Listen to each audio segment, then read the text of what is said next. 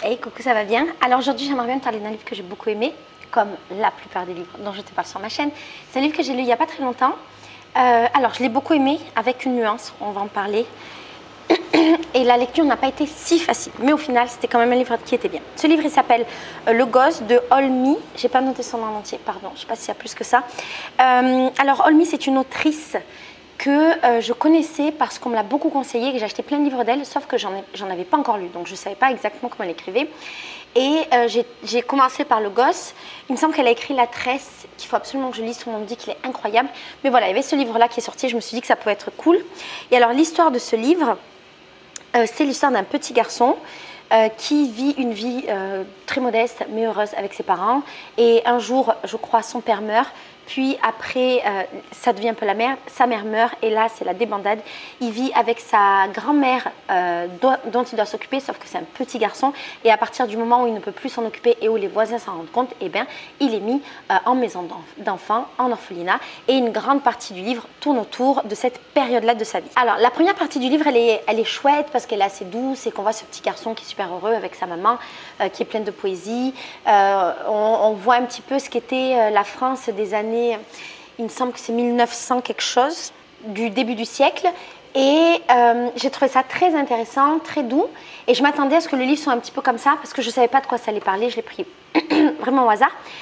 Et j'aimais bien cette histoire de ce petit garçon, mais je me demandais un peu où on allait aller, parce que c'était sympa de voir son évolution. Mais il ne se passait pas grand-chose. Et arrive la deuxième partie, donc quand sa mère meurt.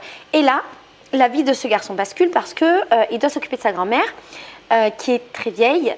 Il arrive un petit peu à faire illusion au début, et puis au bout d'un moment, les voisins se rendent bien compte qu'il est tout seul à s'occuper de sa grand-mère et que ce n'est pas possible. Et donc, ils appellent les autorités pour qu'il soit placé dans un établissement pour les enfants orphelins. Là, ça devient la merde parce que pendant toute l'autre partie du livre, on va suivre toute sa vie qui a été remplie de misère, remplie de douleur, remplie de haine, remplie de tout ce qu'il y a de terrible qui puisse arriver à un enfant. Et j'ai trouvé ça particulièrement difficile à lire. La plus grande partie du livre, ce sera des années dans l'orphelinat, puis après dans un pénitencier pour enfants. Avant, il existait des pénitenciers pour les enfants. Et donc, on va voir en fait tous les sévices, tous les traumatismes qu'il a vécu là-bas, toutes les horreurs, que ce soit physique, que ce soit sexuel, que ce soit émotionnel. Et c'est très difficile à lire parce que ça m'a donné une sensation que ça ne s'arrêtait jamais. En fait, ça continuait, ça continuait, ça continuait. Le livre est long. Et donc, pendant tout le livre, c'était que la merde. Et ça ne s'améliorait jamais.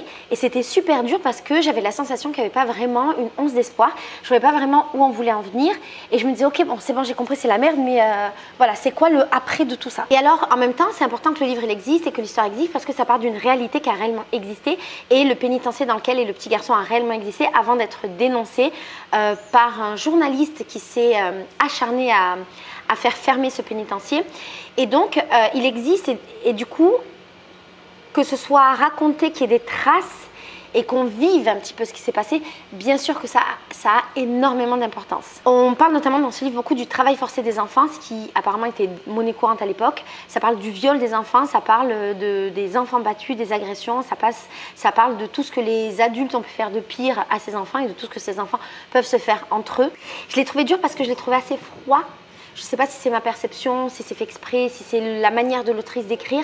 Mais voilà, j'ai trouvé ça assez froid, c'est comme s'il y avait des faits. Et j'arrivais pas vraiment à rentrer dans l'émotionnel du garçon. Dans mon souvenir, c'est pas quelque chose qui a vraiment été exploité dans le livre. Est-ce que c'était un parti pris? Sûrement. Mais je crois que moi, je suis plus dans l'émotionnel. Je suis pas sûre que le livre soit écrit à la première personne, donc peut-être que ça aurait aidé à ce qu'on comprenne un petit peu ce que lui ressentait, même si c'est la mère, donc c'était difficile. Mais voilà, j'avais juste un truc froid, de la misère. Et je me prenais ça. Et je voyais pas le pourquoi, en fait. En tout cas, où est-ce qu'on arrive? Mais à un moment donné, on a une lueur d'espoir parce que ce jeune découvre la musique et c'est la musique qui va le sauver, qui va lui permettre de supporter cette vie de misère et de pouvoir sortir finalement de cette vie de misère. Il y a aussi dans ce livre son histoire d'amitié, d'amour, je pense d'amour avec un autre garçon qui va aussi le suivre pendant toute sa vie. Et donc on a ces deux trucs-là qui sont peut-être les deux petites lueurs d'espoir dans ce livre. Et alors, ça nous permet d'arriver à la troisième partie. La troisième partie, c'est quand il est un adulte. Et donc, quand il est un adulte, il arrive à sortir de son pénitencier grâce à la musique. Et on le voit tenter de revenir même pas de revenir, de venir à la vie, d'être un adulte dans ce monde qu'il ne connaît pas. On le voit tenter de vivre par rapport à la musique, mais aussi avec des codes qu'il ne connaît pas. Et c'est aussi très difficile.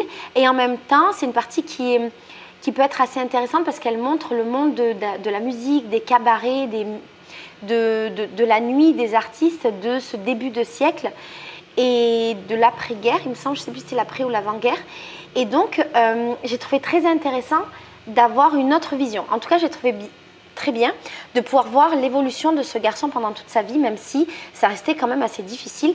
Et je me suis dit que heureusement que j'étais dans un bon mood à ce moment-là, parce que peut-être que si j'avais été une personne assez triste, ça aurait été difficile de regarder ce livre, parce que c'est un livre qui est triste. Et on ne peut rien y faire, c'est comme ça. De souvenirs, la troisième partie se passe dans les années 30, donc on est après la Première Guerre, voilà, on est dans cet entre-deux-guerres. Le bilan de ce livre, eh bien, je dirais, comme je t'ai dit, que c'était une lecture plutôt difficile, mais quand même intéressante pour ce que ça apporte d'un point de vue historique.